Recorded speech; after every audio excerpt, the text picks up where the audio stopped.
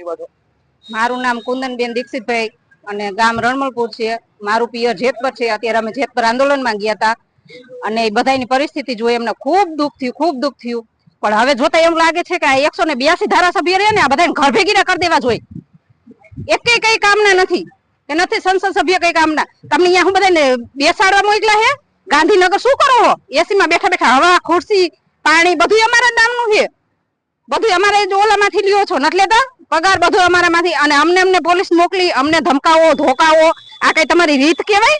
તમને શું કરવા મોકલે? અને જો હવે કઈ નહીં કરો ને નહીં જવાબ દો નહીં કઈ એનો ઉકેલ લાવો તો હવે ઝાંસી વાળી રાણી બનવાનો તૈયારી છે.